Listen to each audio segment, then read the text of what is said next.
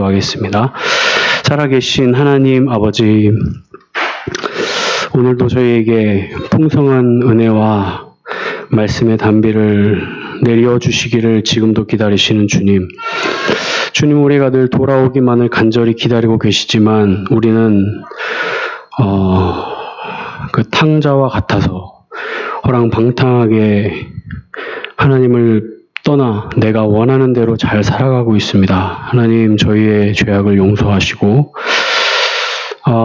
도저히 아버지께로 돌아갈 만한 자격조차 없지만, 그러나 모든 것을 다 탕진하시는 그 탕부 하나님의 마음을 알기에 오늘도 그 하나님만 바라보고 그분께로 돌아갑니다. 주님, 저희를 붙들어 주시고 이 시간 하나님께서 예비하신 은혜를 내려주시고 우리의 가라앉은 심령 위에 은혜의 단비를 허락하여 주시고 상처난 마음, 또 어려운 힘든 상황 가운데 있는 분들에게 주님의 위로가 있을 수 있도록 주님 붙잡아 주시고 인도하여 주시며, 성령 하나님께서 우리의 지혜의 근원 되시오니 우리의 마음을 조명하여 주셔서 살아계신 하나님의 말씀을 바르게 깨달아 알 수 있도록 은총을 더하여 주시옵소서. 감사드리며 살아계신 예수님 이름으로 기도합니다. 아멘. 최근 제가 아주 감명 깊게 읽은 책 한 권의 대목을 먼저 소개해드리고 시작하려고 합니다.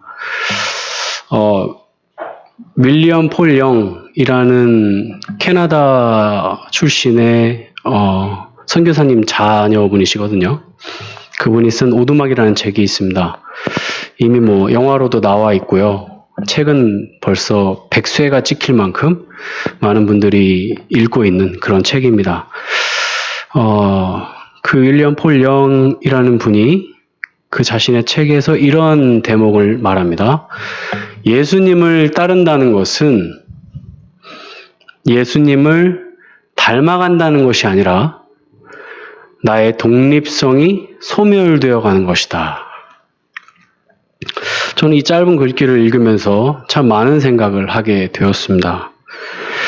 신앙생활의 일평생 과제가 결국은 예수님을 따라가는 삶으로 귀결될 터인데 그 정의가 굉장히 모호했기 때문입니다. 바울은 말합니다. 오라, 나는 곤고한 자로다. 누가 이 사망의 몸에서 나를 건져내랴. 우리 주 예수 그리스도로 말미암아 하나님께 감사하리로다. 그런즉 마음으로는 하나님의 법을, 육신으로는 죄의 법을 섬기노라. 바울이 회심한 이후 이 말씀을 고백하는 것을 볼 때 인간이 예수님을 따른다는 것은 이토록 쉬운 일이 아님을 잘 보여준다고 생각합니다. 예수님은 하나님의 신성을 가지신 인격으로 인성을 취하셔서 삶을 살아가셨습니다. 그러나 우리는 죄된 본성을 가지고 태어나 죽는 그날까지 그 죄의 영향력을 벗지 못하고 끝까지 살아가게 될 것입니다. 그러니 본질적으로 예수님과 나는 그 본성과 인격 자체가 다르기에 예수님의 삶을 조차 살아간다는 것은 쉬운 일이 아닐 것입니다. 그래서 예수님은 우리의 연약함을 체휼하시고 우리와 동일하게 한결같이 시험을 받으셨다라고 히브리서 기자는 기록하고 있습니다. D.A. 카슨이 쓴 하나님의 사랑이라는 저서에 보면 이런 글귀가 있습니다. 하나님의 사랑은 부모의 사랑과 매우 유사하다. 무엇을 보여주냐면 하나님께서도 우리의 부족함, 연약함, 유약함들을 누구보다 잘 알고 계시다는 것입니다. 마치 부모된 자가 자기 자녀의 부족함, 연약함, 유약함을 너무나 잘 알듯이 말이죠. 윌리엄 폴 영의 말에 의하면 예수님의 어떤 부분을 닮아가기에 앞서 선행되어져야 할 일이 있다면 그것은 나의 독립성이 소멸되어져 가는 것입니다. 여기서 독립성이라는 단어의 의미는 다양하게 해석될 수 있지만 분명한 사실은 내가 죽고 그리스도가 사는, 나의 삶의 주인이 본래 난데 그 자리가 이제 예수님께로 이양되는 일들이 바로 예수님을 따른다는 의미로 해석될 수 있을 것입니다. 신앙생활의 관건은 바로 이 지점에 있다고 저는 생각합니다. 나의 삶의 주인이 누구인가? 나인가? 아니면 예수님이신가? 아마도 신앙생활이 성숙해가면 갈수록 나로 가득 찼던 그 왕좌가 예수님께로 아주 조금씩 이양되는 것을 경험하게 된다고 생각됩니다. 이제 본문의 내용을 살펴보죠. 바울이 고린도 교회를 향해 쓴 편지의 내용이 실려 있습니다. 아마도 이 편지는 바울이 고린도 지역에서 1년 6개월간 사역을 마친 후 에베소 지역으로 건너가서 3년 정도의 시간을 보내거든요. 그러니까 에베소에서 가장 긴 사역을 수행합니다. 그 에베소 사역이 마칠 그 무렵쯤에 고린도 교회를 향하여 쓴 편지가 이 고린도 전서라고 볼 수 있습니다. 고린도 교회 안에는 다양한 문제들이 산재해 있었습니다. 지금 현대교회에서 일어나는 일들보다 더 많은 분쟁들이 고린도 교회 안에는 실제로 있었던 것 같습니다. 근친상간, 교만, 법적인 소송 문제, 음행, 이혼, 제사 음식 관련한 문제, 예배 안에서의 무질서, 은사에 대한 몰이해 등등이었습니다.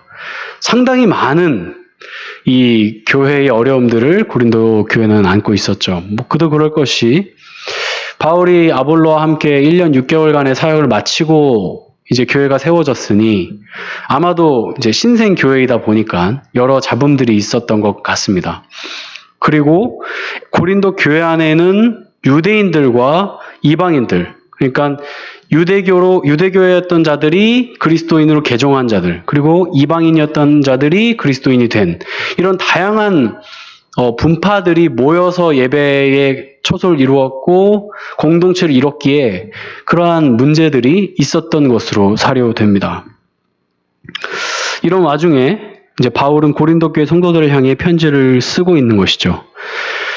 우리가 기억해야 할 것은 이 편지가 단순히 고린도 교회를 위한 편지가 아닌 지금 현대 21세기를 살고 있는 나 자신에게도 말씀하고 있는 하나님의 말씀이라는 것을 우리는 인식할 필요가 있습니다. 왜냐하면 성경의 저자는 성령 하나님이시기에 그 당시에 필요했던 고린도 교회의 문제였지만 동시에 오늘을 사는 신자인 우리들에게도 동일하게 하나님의 말씀은 전해지고 있는 것이죠.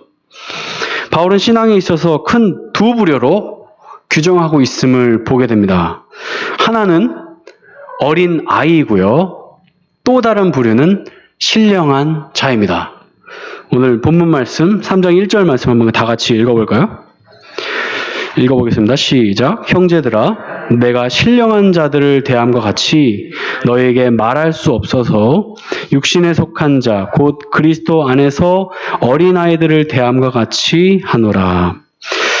어린아이는 바울이 말한 대로 보면 육신에 속한 자라고 지칭합니다. 그리고 육신에 속한 자는 그리스도 안에서 어린아이라고 지칭합니다. 반면 이와는 대조적으로 신령한 자들이 있음도 바울은 고백합니다. 이 두 부류의 차이는 오늘 본문에서 자세히 등장하는데요. 먼저 육신에 속한 자는 2절에 보면 젖을 먹습니다. 어린아이라는 단어의 원어적 의미를 보면 말을 하지 못하는 자예요. 한 번만 생각을 해보십시오. 우린 어린아이들, 갓난아이가 아닌 이상 다 말을 하죠. 근데 갓난아이인 경우에는 말을 잘 하지 못하죠. 그럼 바울은 왜 이 유약하고 어리숙하며 아직 거듭나지 않은 이러한 자들을 향하여 왜 어린아이라고 지칭을 했던 것일까요? 그리고 그 말의 본 의미는 왜 말을 하지 못하는 자라는 의미를 갖고 있을까요? 고린도전서 15장에 보면 두 가지의 부류를 설명하거든요. 흙에 속한 자와 하늘에 속한 자입니다. 그러니까 모든 인류는 단 두 부류로 나뉜다는 것인데 하나는 흙에 속한 자이고 하나는 하늘에 속한 자이죠. 흙이라 하면 창세기에도 나와 있듯이 우리가 그 흙을 거기에 하나님께 생기를 불어넣으셔서 생명이 되게 되는 그러한 것을 봤을 때 생기가 불어넣어지기 전의 상태가 흙의 존재이겠죠? 그것과도 맥락을 같이 한다고 볼 수 있을 것입니다. 요한복음 8장 44절에 보면 이런 말씀이 있습니다. 너희는 너희 아비 마귀에게서 났으니 너희 아비의 욕심을 너희도 행하고자 하느니라. 저는 처음부터 살인한 자요 진리가 그 속에 없으므로 진리에 서지 못하고 거짓을 말할 때마다 제 것으로 말하나니 이는 저거 거짓말장이요 거짓의 아비가 되었습니다. 진리가 그 속에 없는 자, 진리가 그 속에 있는 자 구분을 짓고 있죠. 예수님이 내가 곧 길이요 진리라고 말씀하신 것을 봤을 때 내 안에 예수님이 있는 자와 없는 자, 온 인류는 단 이 두 부류로 나뉜다고 볼 수 있는 것입니다. 이것이 바로 하늘에 속한 자인가 흙에 속한 자인가 신령한 자인가 아니면 육신에 속한 자인가의 차이를 보여주는 것이죠. 나는 어디에 있나요? 나는 지금 어느 부류에 속해 있나요? 사도 요한은 말하기를 말씀이 육신이 되어 우리 가운데 거하셨다라고 말씀하셨습니다. 그러면 달리 말하면 예수님이 내 안에 있다는 것은 이 말씀이 살아서 내 안에 지금 역사하고 계시다는 것이겠죠. 말씀이 살아서 내 안에 역사하는 자와 말씀이 살아서 내 안에 역사하지 않는 자 단 두 부류입니다. 나는 지금 어디에 있습니까? 말씀이 내 안에 역사하셔서 말씀이 내 삶을 주관하고 나를 이끌어가고 나의 생각을 주도하고 나의 삶의 목적을 분명히 하며 하나님을 나의 삶의 주인으로 모시고 살아가게 하는 동력이 되는 것이지요. 그래서 종교 개혁자들은 이 오직 성경을 목숨처럼 여겼습니다. 그리고 이것이 바로 신앙을 고백한다는 참된 의미입니다. 신앙을 고백한다는 것은 그 신앙 고백서 답을 외운다는 의미가 아닙니다. 수학의 정답을 다 외운다고 수학을 잘하는 것이 아니죠. 수학은 제일 중요한 것이 과정이잖아요. 그 과정을 이해하지 못하면 수학을 이해한 게 아니죠. 답만 맞춘다고 해서 그것은 수학에 대한 이해가 아닐 것입니다. 신앙 고백이라는 것은 나의 마음 깊숙한 곳에 참된 이해를 통해 내 삶으로 그것이 고백되어지는 것을 의미합니다. 예수님이 나의 구주이십니다. 나의 삶의 주인이십니다라는 그 고백을 내가 한다면, 그러나 이것이 내가 그냥 인식 속에 외워서 하는 말이라면 그것은 아무런 의미가 없는 경건의 모양일 뿐이죠. 경건의 능력은 뭐냐면 예수님이 나의 삶의 주인이시라면 나의 모든 온 구석구석마다 다 그리스도가 삶의 주인으로 나타나야 하는 것이죠. 그러나 실상 우리는 그렇지 않죠. 저만 봐도 그렇지 않습니다. 나의 삶의 주인은 저입니다. 제가 저의 삶의 주인이에요. 내가 하고 싶은 대로 하는 거죠. 내가 지금 놀고 싶으면 노는 거고 내가 지금 하기 싫으면 안 하는 거예요. 모든 삶의 선과 악의 판별 기준은 저죠. 그러죠? 예수님이 아니에요, 실상은. 무엇이 선이고 무엇이 악인가? 내가 가진 세계관으로 판단할 뿐입니다.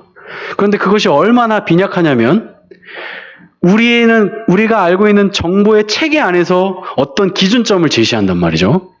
그런데 나보다 더 많은 지식을 가진 자와의 대결 속에서 나의 정보가 얼마나 빈약한지가 여실히 드러나죠.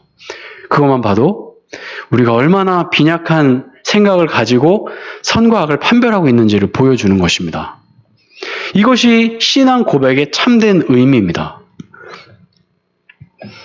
그래서 서철원 교수님이 말씀하신 마음으로 믿어 의에 이르고 입으로 시인하여 구원에 이른다 라는 것의 그 시인하다의 원래 본래적 의미는 고백하다이지만 원어적으로 보면 고백이 만들어지다입니다. 실상은 내가 고백하는 것처럼 보이지만 사실은 성령 하나님께서 우리의 마음에 심히 찾아오시고 연단하시고 회복시키시고 훈련시키셔서 나의 삶의 주인이 그리스도가 되도록 만들어 가시는 과정이에요. 그게 바로 고백하다의 의미입니다. 그래서 그 고백이 나의 삶의 요소마다 영향을 미치는 것이죠. 이것이 중간태의 의미이고 또한 수동태의 의미가 다 함께 들어있는 것입니다. 이렇듯 하나님의 사람들은 한결같이 말씀의 사람, 참된 신앙을 고백하는 자들이었습니다. 이삭은 리브가를 만나기 전 들에 나가 살아계신 하나님을 묵상하였습니다. 다윗은 목동일을 하며 자신을 자랑하지 않았고 하나님을 노래하였습니다. 다니엘은 왕의 법령에도 굴하지 않고 창문을 활짝 열어 젖히고 예루살렘을 향하여 기도하였습니다. 솔로몬은 하나님의 참된 지혜를 구하였습니다. 다윗은 늘상 모든 전쟁에 있어서 하나님께 뜻을 묻는 하나님의 종이었습니다. 신약의 인물들은 말할 것도 없죠. 스데반 집사님은 아브라함 이후로 이스라엘의 믿음의 역사 가운데 계신 그 하나님의 역사를 장황하게 설교할 수 있을 정도의 말씀에 능한 사람이었습니다.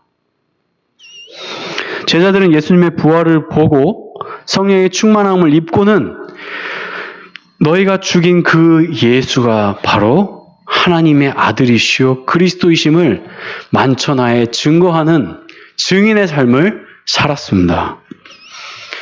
그럼 우리 역시 이 두 부류 중 한 부류에 속하고 있는 것이죠. 바울의 눈에 비친 고린도 교회 성도들은 하나같이 어린아이에 머물러 있었습니다. 2절에 보면 내가 너희를 젖으로 먹이고 밥으로 아니하였노니 이는 너희가 감당치 못하였음이거니와 지금도 못하리라.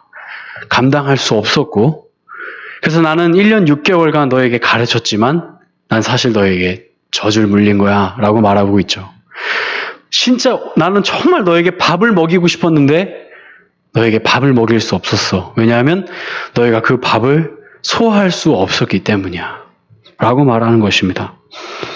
단단한 음식을 먹어야 할 자들이 여전히 젖을 먹는 수준에 머물러 있었던 것이죠. 고린도 교회의 문제는 그럼 무엇이었을까요? 도대체 무슨 문제가 이들로 하여금 어린아이의 신앙에 머물러도록 만든 걸까요? 이거는 우리 교회도 마찬가지라고 생각합니다. 우리는 반드시 장성한 교회로 성장해야 하고 장성한 분량에까지 자라가야 할 것입니다. 우리의 신앙은 어디에 와 있습니까? 만일 어린아이의 신앙으로 바울이 보고 있고 그리스도께서 우리를 그렇게 보고 계시다면 문제가 무엇일까요? 아주 중차대한 지점이라고 생각합니다. 그것이 3, 4절에 나오는데요. 간단히 표현하면 이런 말입니다. 고린도 교회 성도들은 예수님이 아닌 그 1년 6개월간 사역했던 바울과 아볼로를 전적으로 의지하며 신앙생활하고 있었습니다. 어떻게 알 수 있냐면 4절 말씀에 보면 나는 바울에게라 다른 이는 나는 아볼로에게라 라는 말씀이 나옵니다. 이걸 원어로 보면 이런 의미예요. 나는 바울에게 아주 긴밀하게 속해 있는 사람이에요. 그러나 어떤 이는 말하기를 아니야. 나는 바울 아니고 이 아볼로에게 긴밀하게 연결되어 있는 속해 있는 사람이에요. 라고 말하고 있는 것입니다. 에고 에임이라는 표현까지 쓰면서 말이죠. 충격적이었어요. 이 헬라어 원어를 보면서 충격을 받았습니다. 굉장히 친밀한 관계였다는 것을 보여줍니다. 두 분파로 나뉜 거예요. 고린도 교회가. 한 분파는 바울파, 하나는 아볼로파죠. 고린도 교회 성도들은 1년 6개월간 바울과 아볼로에게 하나님 나라의 복음을 들었습니다. 그러다 보니 자연스레 바울과 아볼로에게 시선이 집중되고 말았습니다. 복음의 실체이신 예수님께 소망을 두고 관심을 두어야 했던 이들이 정작 인간에게 의지하고 소망을 두는 일들이 벌어진 것이죠. 바로 이 지점이 제가 서두에 말씀드린 독립성과 연관됩니다. 인간은 기본적으로 의존적 존재로 태어났습니다. 그래서 동물들과 달리 인간은 태어나자마자 할 수 있는 것이 없습니다. 홀로 서지도 못하고 먹지도 못하고 부모의 도움 없이는 생활 자체가 불가능합니다. 바로 이 의존적 존재이다 보니 인간을 의지하며 살아갑니다. 지금 현재는 바울과 아볼로가 떠난 시점으로 볼 때에 그들은 떠난 바울과 아볼로를 그리워하는 듯 합니다. 3년이라는 시간이 지났으니 말이죠. 그 안에서 다양한 분쟁들이 생겼고 이것을 해결하며 바로 잡아줄 리더가 필요했을 수도 있습니다. 어쩌면 당연한 결과일 수도 있습니다. 어린아이의 신앙이기에 부모가 필요한 것처럼 말이죠. 그런데 놀라운 것은 바울은 이 문제를 완전히 다른 관점으로 보고 있다는 사실입니다. 6절, 7절을 한번 다 같이 읽어보겠습니다. 고린도전서 3장 6절 7절입니다. 읽겠습니다. 시작. 나는 심었고 아볼로는 물을 주었으되 오직 하나님은 자라나게 하셨나니 그런즉 심는 이나 물 주는 이는 아무것도 아니로되 오직 자라나게 하시는 하나님뿐이니라. 아멘. 6절 보면 나는 심었고 아볼로는 물을 주었으되 7절 심는 이나 물 주는 이는 아무것도 아니로되 8절 심는 이와 물 주는 이가 일반이나. 이 세 구절을 볼 때 바울은 자신의 정체성을 분명히 밝힙니다. 나는 아무것도 아니다. 전 이 말씀이 참 깊이 다가왔습니다. 나는 아무것도 아니다. 너희를 자라게 하실 수 있는 유일한 분이 계시니 그분이 오직 여호와 하나님이시다. 라는 것을 바울은 고백합니다. 자신을 바라보는 성도들을 향해 바울은 그 시각을 하나님께로 향하도록 이끌어갑니다. 근데 이 지점이 상당히 어려운 것 같습니다. 인간은 시기와 질투가 있어서 나 자신이 드러나기를 원합니다. 다른 사람들의 인정에 목말라 합니다. 모든 이들이 나를 따라주기를 원합니다. 내가 제일 높아지기를 원하고 내가 제일 총명했으면 좋겠고 내가 누구보다 뛰어났으면 좋겠고 내 말이 곧 진리가 됐으면 좋겠고 많은 이들이 나를 추종해줬으면 좋겠어요. 그게 우리의 본 마음이에요. 내가 물을 주었고 내가 씨를 심었으니 그 영광도 내가 취하고 싶은 것이 사실입니다. 모든 수고는 다 내가 했고 그 영광은 하나님께 돌린다는 것은 그렇게 말처럼 쉬운 일은 아닌 것 같습니다. 그리고 어떤 사람이 나의 가르침으로 성장하고 성숙하는 것을 볼 때 매우 뿌듯하죠. 그리고 어느새 자신의 공로로 취하고 맙니다. 어떻게 알 수 있냐면 자녀를 양육할 때도 마찬가지거든요. 자녀가 똑똑하면 나를 닮은 거죠. 자녀가 멍청하면 배우자를 닮은 거예요. 자녀가 이상한 행동을 해요? 배우자를 닮은 거예요. 자녀가 나쁜 습관을 가졌어요? 배우자를 닮은 거예요. 이게 우리의 본 마음이에요. 인간은 본래 자신이 주인 노릇하기를 기뻐합니다. 이게 바로 독립성이에요. 내가 주인 돼야 되거든요. 의존적 존재이면서도 독립성을 가진 존재가 인간입니다. 바울 역시 얼마든지 바울파와 아볼로파로 나뉘는 것을 볼 때 자신을 추종하는 무리들을 감싸 안을 수 있었을 것입니다. 그렇지. 내가 너희를 1년 6개월간 가르쳤잖아. 넌 날 따라야지. 저 아볼로파가 문제구만. 그리고 아볼로파에 있는 자들을 시기하고 어리석다고 폄하할 수도 있었을 것입니다. 그렇게 지금 현대 교회 가운데 찢어지고 분열되는 교회들을 우리는 심심치 않게 보듯이 말이죠. 그런데 바울은 전혀 그러지 않았습니다. 오히려 나는 아무것도 아니로되. 이 신앙의 경지는 대단하다고 저는 생각합니다. 어떻게 이러한 고백을 할 수 있을까요? 그 답은 간단합니다. 바울이 스스로 삶에서 경험한 것이 바로 그것이기에 그러합니다. 오직 하나님께서 자라나게 하셨기에 그러합니다. 자신이 1년 반 동안 사역한 고린도 교회의 분쟁을 보며 죄송합니다. 어떤 생각을 했을까요? 바울은 오죽하면 자신의 답답함을 이렇게 토로했을까요? 자신이 아무리 그렇게 가르쳐도 하나님을 바라보지 않고 자기 자신을 바라보는 어린아이의 신앙에 머물러 있음을 본 것입니다.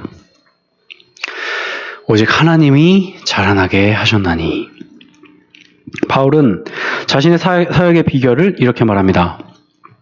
내가 말할 때, 내가 말씀을 전할 때 사람의 권하는 말과 지혜로 하지 아니하고, 이게 무슨 말이냐면 내가 가진 그런 유대교의 사상들, 왜냐하면 바울이 그 예루살렘 랍비 중에서 가장 최고의 학자인 가말리엘의 문화였잖아요.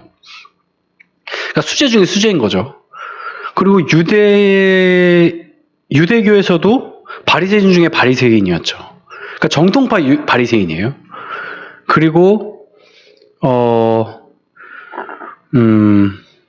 누구보다 율법에 능한, 그러니까 율법을 정말 깊숙이 다 이해하고 알고 있는 율법 학자였던 것이죠.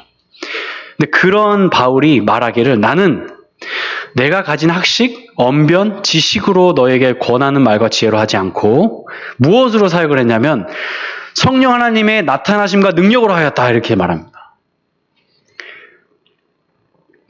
자신의 사역의 주체가 나 바울이 아니라 성령 하나님이시다 라고 고백하는 것이죠.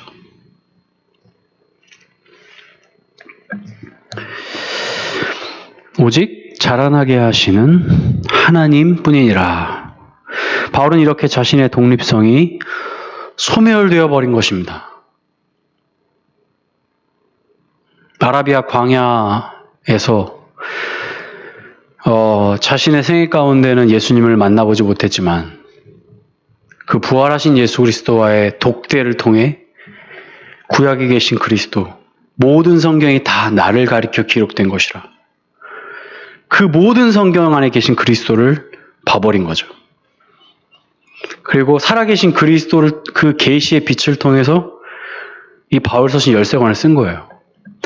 그러니 그는 정말 누구보다 탁월한 지혜를 가진 사람이었습니다. 탁월한 진리를 가진 사람이에요. 진짜 그리스도인이에요. 근데 그의 하는 말은 나는 아무것도 아니다.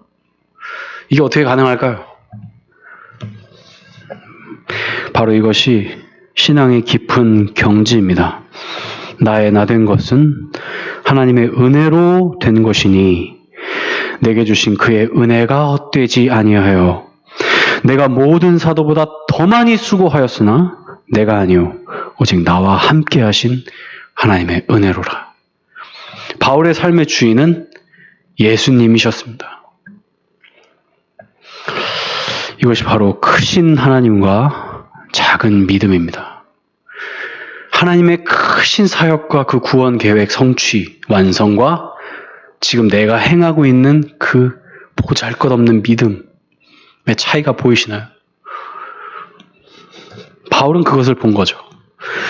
우리의 수고가 작지 않습니다. 여러분이 빛과 소금교회를 세워가시면서 얼마나 많은 수고를 하시는지 하나님이 가장 잘 아십니다. 정말 칭찬하고 계실 거예요. 그러나 하나님의 크신 사역에 비하면 죄송하지만 아무것도 아닙니다. 비교할 수가 없어요. 비교할 가치가 없습니다.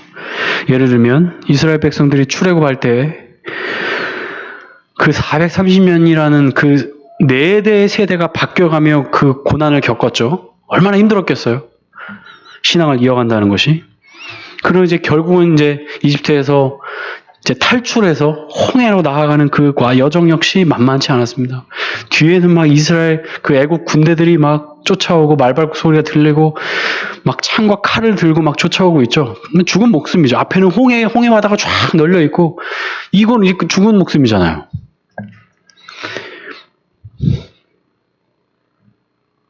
바다가 갈라졌죠.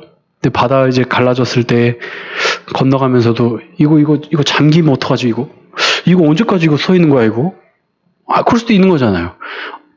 내가 건너다가 잠길 수도 있는 거거든요. 그 두려움을 느끼면서 걸었을 거예요. 의심하면서 걷는 사람도 있었을 것입니다. 근데 모두가 다 건너갔죠. 대단한 믿음이죠. 정말 무사히 건넌 것 역시 칭찬받을 마땅한 일입니다.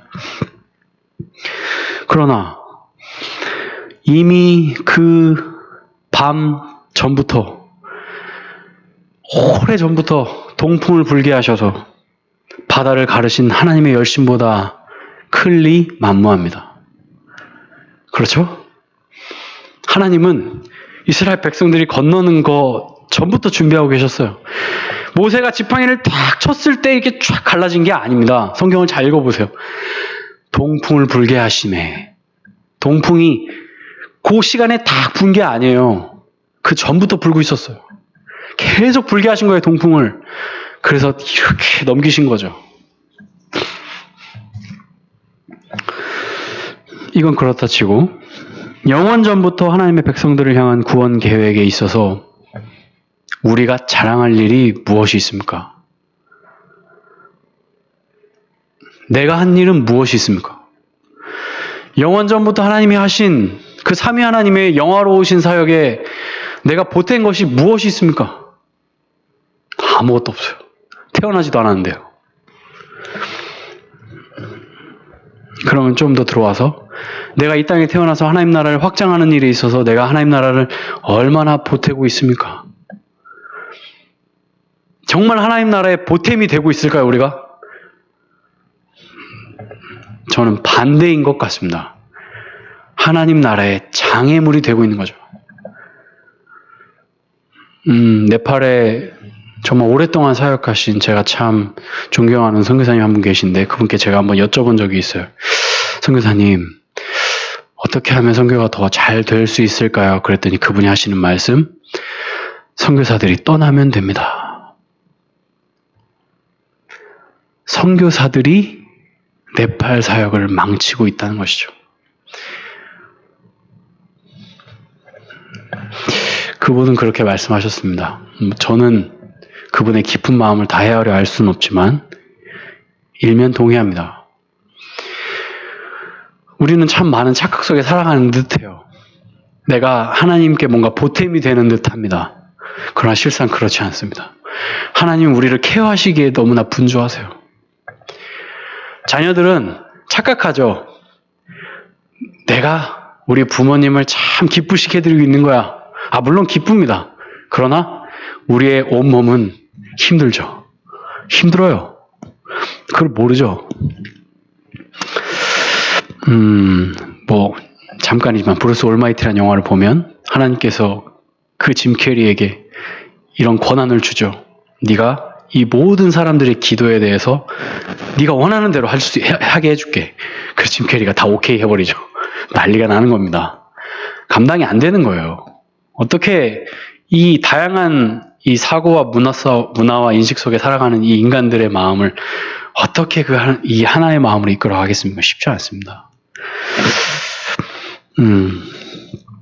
바울은 누구보다 이 사실을 잘 알고 있었습니다. 자신의 마음에 소원함을 두고 행하신 그 성령의 사역, 그리고 나로 하여금 복음을 전하게 한 성령의 사역 말입니다. 그의 자랑은 성령 하나님이었어요. 자기 자신의 힘으로는 도저히 해낼 수 없는 일을 오직 그리스도 예수의 십자가 사건으로 완성하신 그 놀라운 지혜를 경험한 것입니다. 경험하니까 그렇게 사는 거예요. 단지 4절에 나오는 바울과 아볼로를 사람으로 국한하지 마십시오. 나는 바울에게라, 나는 아볼로에게라. 우리가 의지하는 모든 것들이 다 여기에 포함될 수 있습니다. 인간은 다 의존적 존재이기에 다 의지하며 살아가고 있습니다. 나는 무엇을 의지하며 살아가고 있나요? 가장 많은 부분은 아마도 나 자신과 관련된 일일 것입니다. 나 자신의 건강, 가족, 직장, 사업, 학식, 자랑, 나의 소속, 직분 등등 말이죠. 나 자신이 가진 것들을 의지하며 인간은 살아갑니다. 어니스트 캠벨은 이렇게 말합니다. 벗어날 기미조차 안 보이는 가난에 얽매인 자들, 일에 얽매인 자들, 사랑이 식어버린 가정에 얽매인 자들, 원하지 않는 관계에 얽매인 자들, 다 타인에 대한 의존에 얽매인 자들. 오, 우리가 자유로워지기를 원하시는 주님이시여, 우리를 모든 강압적인 권세에서 구원하시려 아들을 주신 주님, 우리로 하여금 당신의 자유를 누리는 자가 되게 하소서. 우린 이렇게 어딘가에 얽매인 존재로 살아가는 듯합니다. 나의 삶의 운전대를 누가 쥐고 있습니까? 나입니까? 아니면 하나님께 맡기셨습니까? 바로 이 지점에서 자유함이 도출된다고 생각합니다.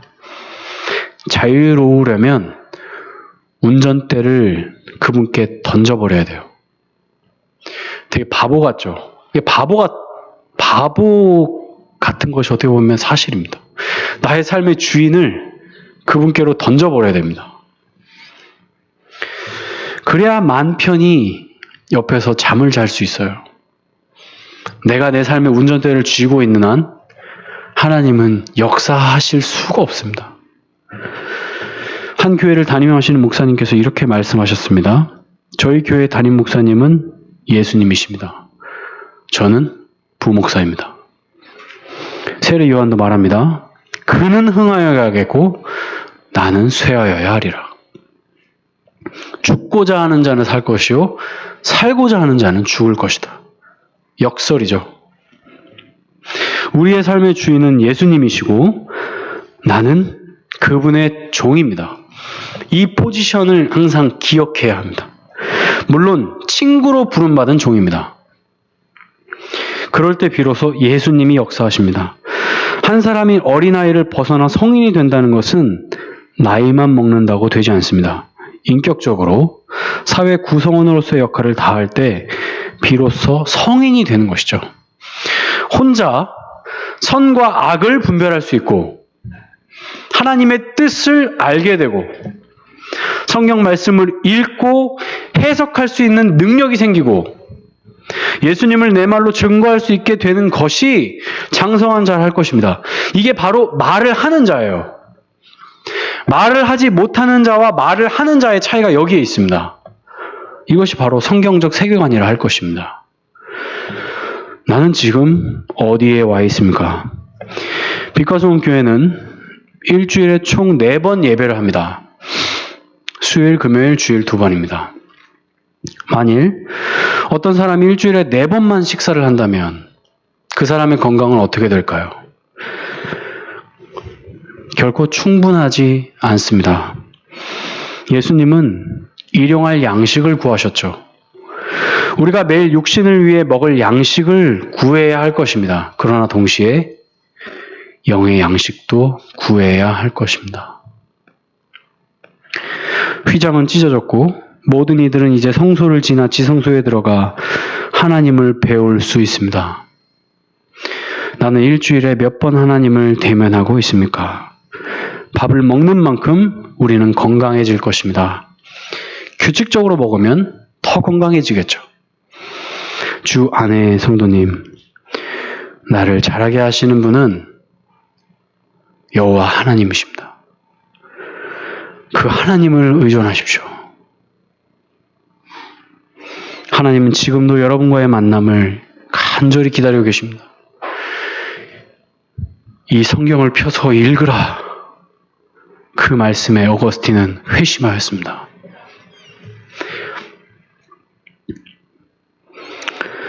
어린아이의 신앙에 결단코 만족하지 마십시오.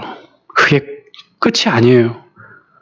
이제 됐다고 생각하는 자는 넘어질까 조심하라 하셨습니다. 바울의 답답한 마음을 보십시오. 너희가 감당치 못하였음이거니와 지금도 못하리라. 바울의 이 답답한 마음을 우리는 함께 느껴야 됩니다. 나는 어떻습니까? 바울은 나를 보면서 어떤 생각을 할까요? 대원아, 넌 지금 뭐 하고 있니? 이런 얘기하지 않을까요? 내가 너 때문에 답답하다. 언제까지 그 신앙에 머물러 있을래? 바울은 젖이 아닌 밥을 주고 싶은데 줄 수가 없었습니다. 이제는 두 번째 관점입니다. 8절과 9절 말씀인데요. 함께 읽겠습니다. 고린도전서 3장 8절에서 9절입니다. 시작.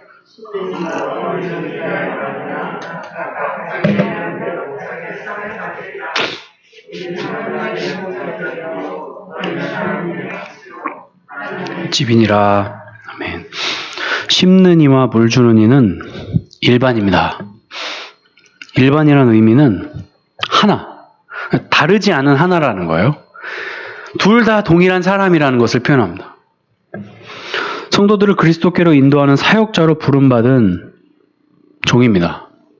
그 이상도 아니에요. 그래서 분명히 바울은 힘주어 말합니다. 너희는 하나님의 밭이요 하나님의 집이다. 나의 밭이요 나의 집이라고 얘기하지 않았습니다. 바울의 밭이요 바울의 집이라고 말하지 않았습니다. 분명히 자신의 정체성이 청지기임을 드러내죠. 하나님께서 돌보시고 먹이시고 입히시는 밭이요 집임을 밝힙니다. 그리고 자신들에게는 상이 있을 것을 말합니다. 성경에는 상에 대한 개념이 등장합니다. 상급 또는 면류관이라는 개념인데요. 그 상급에 관련해서 성경 구절을 연구해 보면 이런 결론에 도달하게 됩니다. 상급이 무엇일까요? 혹자가 말하듯 천국에도 계층이 존재할까요? 위계 질서가 있고 부자와 가난한 자가 존재하며 가진 자와 가지지 못한 자로 나뉘어 있을까요? 더 많이 가진 자는 더 흡족할 것이고 그 가지지 못한 자들은 그 가진 자를 시기하고 질투하는 그곳이 과연 천국일까요? 성경은 상급에 대해 이렇게 말합니다. 너희가 영생을 상속하리라. 하나님께서 아브라함에게 하신 말씀, 내가 너의 큰 상급이라. 나 하나님 여호와가 너의 큰 상급이야. 성경은 구원의 약속을 주신다고 강조합니다. 모세는 애굽의 보화보다 더 큰 재물로 여긴 것이 있으니 그리스도를 위하여 받는 능욕이었습니다. 시편 73편은 하나님과의 교제가 하늘과 땅에서의 모든 보상을 능가한다라고 말합니다. 하나님과의 교제가 땅뿐만 아니라 하늘과 땅에서의 모든 보상을 능가한다고 고백해요. 시편 기자는요. 의인에게는 영생이 보상으로 약속된다고 성경이 증거합니다. 그럼 그 상급이 뭘까요? 하나님 나라입니다. 하나님 나라에 가서 또 다른 상급을 받는 게 아니고요. 하나님 나라가 상급이에요. 신실한 자들에게는 안식과 더불어 구원과 하나님 나라가 상급으로 주어집니다. 만일 우리가 천국에서 상급을 생각할 때 또 다른 물질적인 요소를 기대하고 있다면 그 마음에는 복음이 충분히 가치 있게 여겨지지 않는다는 방증일지도 모를 일입니다. 성경은 우리에게 이 땅에서 받지 못한 물질적 부요함을 보상해 준다고 말하지 않습니다. 세상의 가치를 그대로 하나님 나라에 투영하는 오류를 범하고 있는 것이죠. 오히려 그보다 훨씬 더 가치 있는 영생을 상속으로 주겠다. 큰 구원을 선물해 주겠다. 하나님이 우리의 상급이 되어주시겠다라고 말씀하십니다. 이것이 성경이 말하는 상급입니다. 구원 플러스 알파를 생각하고 계시다면 그 마음에 기저에 있는 동기를 잘 살펴보시기 바랍니다. 나의 삶의 최고의 가치는 예수님 자체인가? 아니면 예수님을 통해 얻고 싶은 세상에서의 또 다른 가치인가? 천국에는 차등이 없을 것입니다. 왜냐하면 세상의 나라가 아닌 하나님 나라니까요. 삼위 하나님 간에도 위계 질서가 없으셔요. 차등으로 계시지 않고 하나로 계십니다. 계급과 지위와 같은 개념은 세상에 있는 개념이니까요. 성부 하나님 그 누구보다 성자 하나님을 깊이 사랑하셨습니다. 아버지로서 아들에게 명령만 하신 게 아니에요. 장차 이 영원 전 가운데 성자 하나님께 자신의 모든 구원 사역의 부요함을 다 친히 보여주셨어요. 성자 하나님은 그 보신 그대로 이 땅에 오셔서 순종으로 그 사역을 진행하시고 성취하시고 완성하신 것입니다. 성자 하나님은 성부 하나님을 사랑해서 순종하신 것이고요. 성부 하나님은 성자 하나님을 깊이 사랑하여 그에게 명령하신 것이죠. 사랑으로 하나 된 공동체, 이게 삼위 하나님의 사역입니다. 위계 질서가 없어요. 정치제도 이런 거 없습니다. 그 인간들이 만들어낸 것이죠. 그러므로 바울과 아볼로가 받을 상급은 바로 영생이요 큰 구원입니다. 요한계시를 보면 이런 말씀이 있습니다. 24장로들이 보좌에 앉으신 이 앞에 엎드려 세세토록 사시는 이에게 경배하고 자기의 면류관을 보좌 앞에 던지며 가로되 우리 주 하나님이여 영광과 존귀와 능력을 받으시는 것이 합당하오니 주께서 만물을 지으신지라 만물이 주의 뜻대로 있었고 또 지으심을 받았나이다. 이게 우리의 최후 변론과 고백이 될 것입니다. 이 면류관 하나님 저 이제 주시는 거예요? 아 진짜 오래 기다렸어요. 제가 이 금면류관 받으려고 이렇게 기다렸어요. 내가 세상에서 얼마나 고생했는지 아세요? 그게 아니에요. 그렇지 않아요. 이 면류관을 마땅히 그분께 돌려드리는 거예요. 왜요? 당신 것입니다. 문화를 받은 자들이 어떻게 말하냐면요. 달란트 비유, 문화 비유 같거든요. 당신이 내게 주신 이 5달란트가 5문화를 남겼나이다. 당신이 내게 주신 이 2문화가 2문화를 남겼습니다. 이렇게 고백합니다. 자기의 열심, 자기의 수고 얘기 안 해요. 왜요? 보니까 알겠는 거예요. 열매를 보니까 이 모든 열매의 근원이 그리스도라는 걸 알아버린 거예요. 마땅히 돌려드리는 것이죠. 당신께서 행하셨네요. 홀로 영광 받으시옵소서. 우리의 고백은 어떻습니까? 하나님 저 이렇게 수고했으니 저 사람보다 더 많은 돈 주셔야죠. 그게 포도원의 비유잖아요. 일찌감치 온 일꾼과 마지막에 온 일꾼이 한 데나리온을 삭시 갔다면 말이 안 되잖아요. 말 같은 거예요. 왜요? 같은 영생이에요. 같은 상급이에요. 같은 그리스도를 드리는 거예요. 주시는 거예요. 다르지 않습니다. 성경에는 면류관에 관련된 부분이 총 3번밖에 안 나옵니다. 뭐냐면 의의 면류관, 생명의 면류관, 영광의 면류관입니다. 우리의 의가 되시고 우리의 생명이 되시고 우리의 영광이 되시는 그리스도 자체가 바로 면류관이십니다. 여러분은 어떤 면류관을 기대하고 계십니까? 우리의 면류관은 다이아몬드, 예루살렘 성전에 박힌 홍보석, 옥보석이 돼서는 안 됩니다. 그것도 아닙니다. 좋은 자동차, 넓은 집, 높은 계급 아닙니다. 예수님과 동일한 자리에 앉고 싶은 그 왕좌, 야고보와 요한이 어머니와 그들의 고백 틀렸습니다. 우리의 면류관은 예수님 자체가 되어야 합니다. 여러분의 삶의 가장 가치는 누구십니까? 가장 영화로운 그 면류관은 무엇입니까? 여러분의 목숨과 바꿀 만한 그 면류관은 무엇입니까? 자녀입니까? 그것도 아닙니다. 나는 무엇을 바라며 천국을 소망합니까? 이 땅에서 누려보지 못한 영광인가요? 아니면 다른 일을 짓밟고 위에서 군림하고픈 왕의 자리입니까? 세상의 가치를 하나님 나라의 가치로 그대로 환원시킨 부작용이라 할 것입니다. 우리의 상급이 예수님 한 분만으로 너무나 크고 놀라워 감당이 안 되어야 할 것입니다. 이것이 바울의 고백입니다.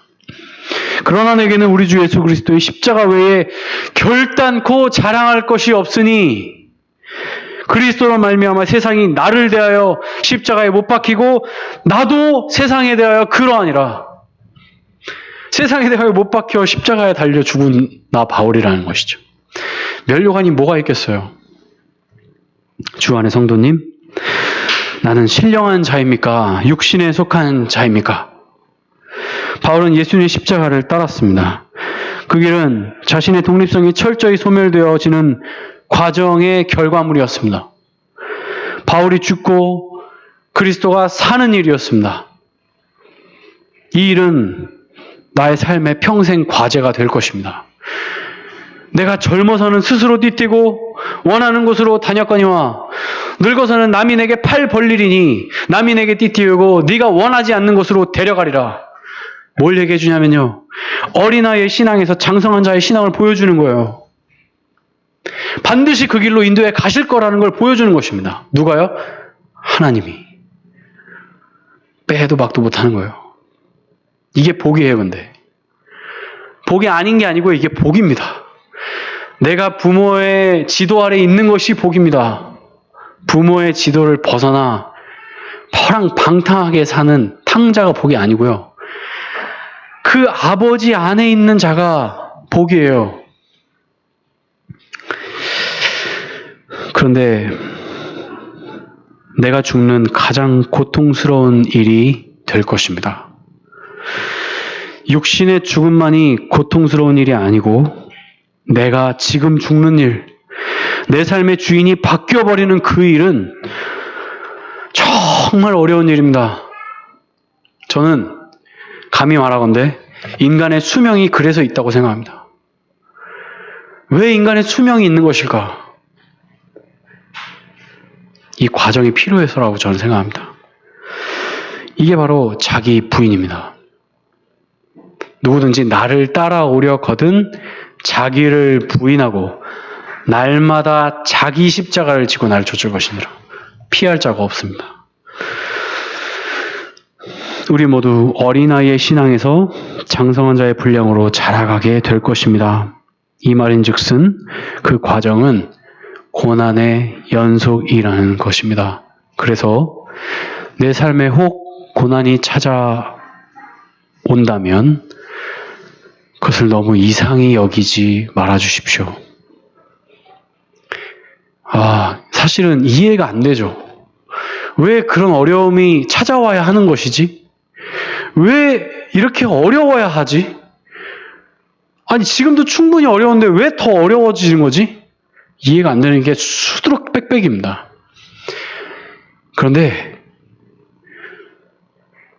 믿음으로 바라봐야 합니다. 왜냐하면 내 생각은 너희의 생각과 다르며 내 길은 너희의 길과 다르다고 말씀하셨기 때문에 그러합니다. 인간의 지혜로는 하나님의 지혜를 헤아려 할 길이 없기에 그러합니다. 그게 이유예요. 내가 지금까지 하나님을 귀로 들었사오나 이제는 눈으로 주를 배웁나이다.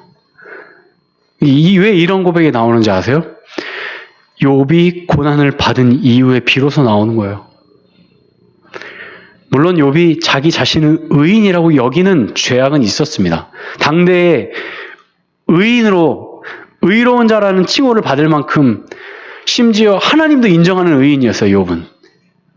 그러나 욥은 고난을 통해 새로운 깨달음을 얻었으니 그것이 바로 하나님을 눈으로 보게 된 거예요.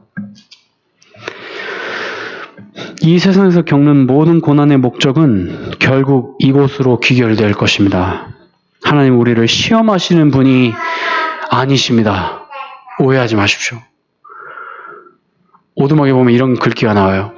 그 주인공 맥이 자신의 사랑하는 딸이 납치되어 살해당하거든요. 하나님 꼭 이렇게까지 하셔야만 했습니까? 그 하나님의 답변. 내가 그렇게 한 것이 아니다. 난 너보다 더 많이 그 자리에서 슬퍼하고 있었다. 사실 이해가 안 되는 개념이죠. 우리는 다 하나님을 원망하잖아요. 도대체 왜 이러시는 거예요, 저에게? 근데 하나님은 반대로 말씀하세요. 나는 그런 방식으로 일하지 않는다. 자기 자녀에게 막 안 좋은 일들, 힘든 일들, 고생스러운 일들을 겹겹이 쌓아줘서 고생하면서 살게끔 하시는 게 하나님의 마음이 아니라는 거예요. 우리는 좀 하나님의 마음을 깊이 이해해야 할 필요가 있습니다. 너무 1차원적으로 이해한다고 생각합니다. 우리가 하나님께 가까이 붙들려 참된 자유를 경험하기를 지금도 고대하십니다. 나를 자라나게 하시는 분이 오직 여호와 하나님이심을 깊이 알고 그분과 교제하기를 기뻐하십시오. 여러분의 시간을 이 일에 투자하십시오. 하늘의 상급을 쌓아두십시오. 그분과 교제하는 일에 전심전력하십시오. 가장 가치 있는 일이 될 것입니다. 가장 후회스럽지 않은 일이 될 것입니다. 가장 만족스러운 일이 될 것입니다. 가장 지혜로운 일이 될 것입니다. 가장 자녀를 잘 키우는 일이 될 것입니다. 우리의 삶에 참된 자라남이 경험되어지기를 소망합니다. 그리고 내가 받게 될 상급이 오직 예수 그리스도가 되시기를 바랍니다. 예수 그리스도의 부요함을 깊이 깨달아 그분의 넓이와 높이와 깊이와 길이를 아는 일에 창념하십시오. 그분을 알아감이 인생 최고의 행복이 되시기를 바랍니다. 그리스도를 더 많이 사랑하는 이들을 부러워하십시오. 그런 걸 부러워하십시오. 더 좋은 차, 좋은 집, 좋은 대학, 좋은 직장, 좋은 배우자, 그런 거 부러워하지 마시고 저 사람은 어떻게 저렇게 그리스도를 사랑하는가? 어떻게 저렇게 그리스도를 깊이 이해하고 그리스도를 열망하며 살아가는가? 저 사람의 삶의 주인은 어떻게 그리스도가 되었는가? 이런 걸 부러워하십시오. 그리고 함께 그리스도를 알아가는 즐거움 누리시기 바랍니다. 우리의 영원한 상급은 영생이신 우리 주 예수 그리스도이십니다. 아멘. 그리고 우리 역시 그 면류관을 보좌에 앉아 계신 하나님께 돌려드리게 될 것입니다. 나의 삶을 인도하시고 여기까지 도우셨다는 에베네셀 하나님을 찬양하게 될 것입니다. 나는 하나님의 밭이요 하나님의 집입니다. 그것을 잊지 마십시오. 나의 삶의 주인은 하나님이십니다. 하나님이 먹이시고 입히십니다. 여러분의 삶을 주관하십니다. 지금도 역사하십니다. 앞으로도 역사하실 것입니다. 크신 하나님께서 크신 사역으로 여러분을 구원의 길로 인도해 가실 것입니다. 왜냐하면 하나님의 밭이요 하나님의 집이기 때문에 그렇습니다. 여러분의 인생을 하나님이 책임지십니다. 이 사실을 꼭 기억하시고 작은 믿음으로 하나님의 크신 일을 묵상하며 바라보며 새 힘을 얻으시길 소망합니다. 기도하겠습니다. 살아계신 우리 하나님 아버지, 정말 이 머저리 같은 인간이 하나님을 아버지라 칭하며 양자 삼아 주시니 참으로 감사합니다. 하나님, 우리는 누구에게도 속해 있지 않습니다. 실상 우리가 우리 문화에 속해 있고 우리의 가정, 사회, 직장, 사업, 학식, 소속, 직분 다양한 요소들이 우리를 얽매이려고 하지만 실상 우리는 누구에게도 속해 있지 않습니다. 우리는 하나님께 속해 있습니다. 우리는 하나님의 밭이요 하나님의 집입니다. 하나님 저희를 책임져 주십시오. 저희의 주인이 되어 주십시오. 여전히 나의 삶의 주인은 저이지만 그 언젠가 정말 하나님이 나의 삶의 주인이 되는 그 감격을 누리기를 원합니다. 주님 붙들어 주시고 인도하여 주시고 하나님 저의 상급이 예수 그리스도가 되기를 간절히 소망합니다. 예수님 한 분만으로 충분히 만족스러워서 정말 다윗이 그 언약궤가 돌아왔을 때에 그 기뻐 날뛰던 그 모습을 우리도 함께 경험하기를 원합니다. 왕의 부끄러움 따위는 필요 없습니다. 자기 자신은 그저 하나님의 자녀에 불과하기 때문이죠. 하나님, 그 기쁨이 우리의 삶에 넘쳐 흘러나기를 간절히 소망합니다. 모든 것 주님께 감사드리며 예수님 이름으로 기도합니다. 아멘.